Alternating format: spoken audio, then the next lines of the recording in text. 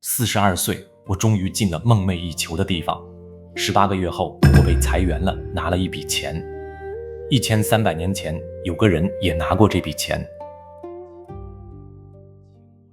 那天，长安最气派的一扇门为他打开。一个从没做过官的人，第一次走进这座宫殿。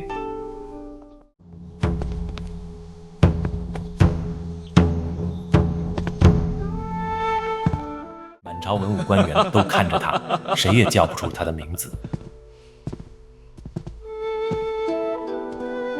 只有一个人例外，当朝的文坛领袖贺知章。贺知章读着他的诗，读着读着停了，他解下皇帝御赐的金龟放在桌上，要拿金龟换酒喝。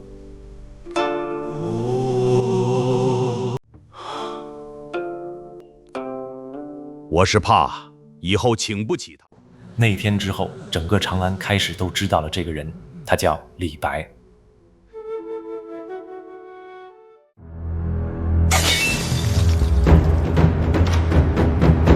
41岁，一道圣旨把他从江湖招进了皇宫。他走过长安的街，所有人都以为他要飞黄腾达了。宴席上，他坐在最高的位置。进了翰林院，他才明白，皇帝要他写的是歌功颂德的应制诗。一场一场的宴席，写一首一首漂亮的空话。同僚劝他，陛下让你写诗逗他高兴，写好了前程似锦。他说，我以为招我来是做事的，可他等来的是一场又一场宴席上被人架起来，当场赋诗助兴。我以为召我来是做事的，让我有用的事。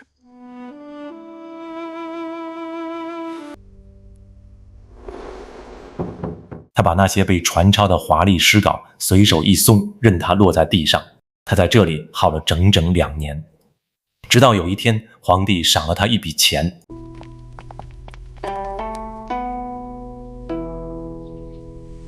够喝几年，留他做什么？他背起包袱，身后那扇朱红的门缓缓关上了。翻译成今天的话就是，他被裁了。好友替他抱不平，好好的官不做，你图什么？往后还能成什么大事？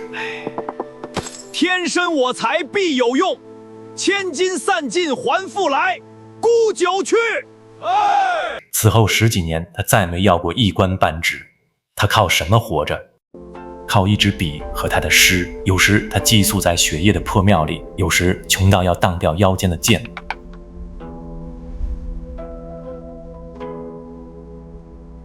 在桃花潭，一个种地的乡下人叫汪伦，用一桌酒把他留住了好些天。临别，一村人在岸边踏歌送他。李白站在船头，回头高声吟唱：桃花潭水深千尺，不及汪伦送我情。一首诗让一个不识字的农人被记了1000年。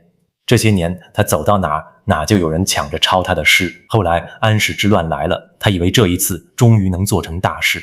但是他站错了队，以附逆的罪名被流放到偏僻的地方。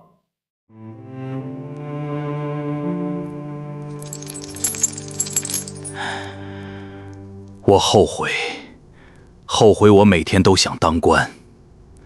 幸好朝廷赦免了他，他太高兴了，写出了平生最快意的一首诗：朝辞白帝彩云间，千里江陵一日还。